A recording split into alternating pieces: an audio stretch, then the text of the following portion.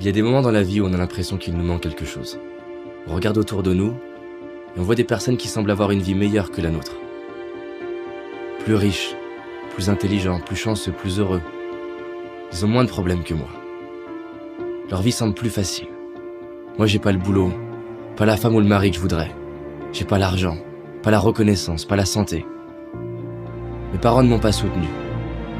J'imagine que ça t'est déjà arrivé aussi, que parfois tu en souffres. Tu souffres de ce que tu n'as pas, de ce que tu as perdu, des séparations, des échecs, des regrets.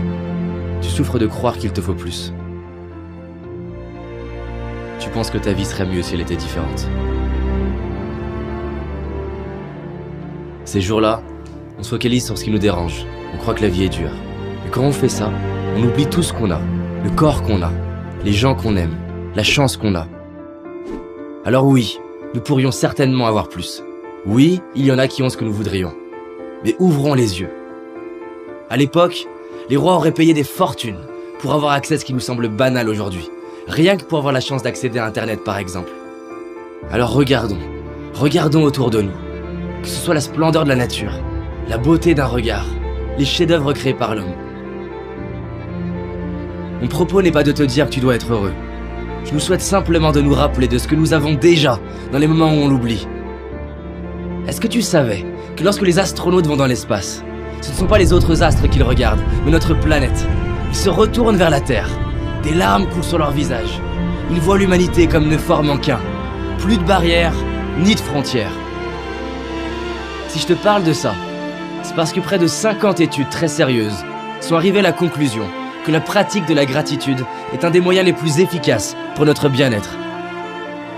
Tu as certainement déjà remarqué comme on se rend compte de la valeur des choses une fois qu'on ne les a plus. Alors c'est ça la solution? Il faut perdre ce qu'on a pour l'apprécier? Imagine que là, subitement, tu perdes la vue, tu n'entendes plus, ou que tu perdes ce que tu aimes le plus. Comment te sentirais-tu? Et imagine qu'un an après, on t'annonce que tu les retrouves.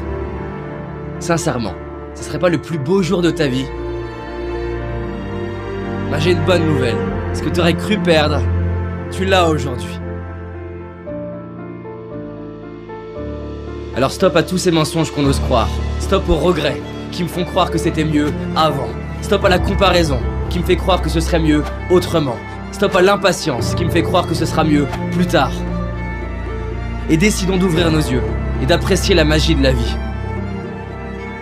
Je te propose de respirer avec moi, de fermer les yeux, de laisser défiler les personnes déjà présentes dans ta vie et pour qui tu ressens de l'amour.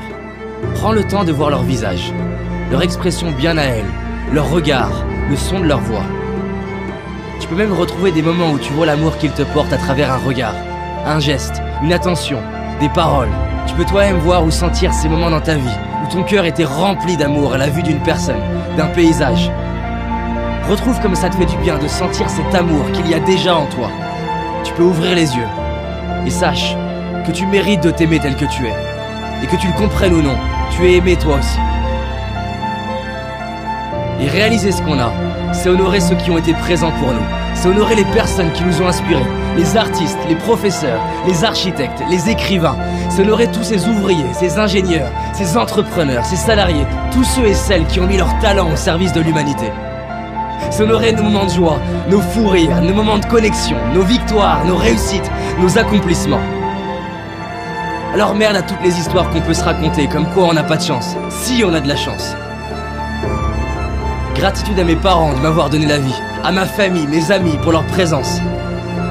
Merci à la magie de la vie pour la perfection de mon corps, à mes yeux pour me permettre de voir tant de splendeur, à mes oreilles pour avoir le bonheur d'entendre ces superbes musiques, à mes mains pour toucher la vie, sentir la peau de la personne que j'aime, à mes pieds, à mes jambes qui me soutiennent depuis le début et me permettent de marcher, de courir, de danser.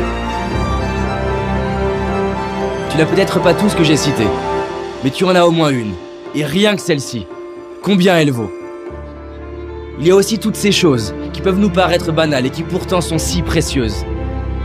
Gratitude d'avoir l'eau courante, l'électricité, un toit, des vêtements.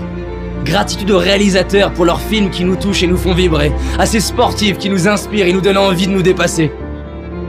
Nous sommes tellement chanceux de pouvoir profiter des talents de tant de personnes. Merci à tous ces inconnus qui contribuent par leur simple présence, leur simple travail, à rendre notre vie plus facile. Aujourd'hui, je décide de dire merci. Je décide d'ouvrir les yeux sur la chance d'avoir la vie que j'ai. Je décide d'honorer tout ce que la vie me donne depuis ma naissance. Je décide de vivre, comme si chaque jour je venais de récupérer ce qui est le plus cher pour moi. Et toi?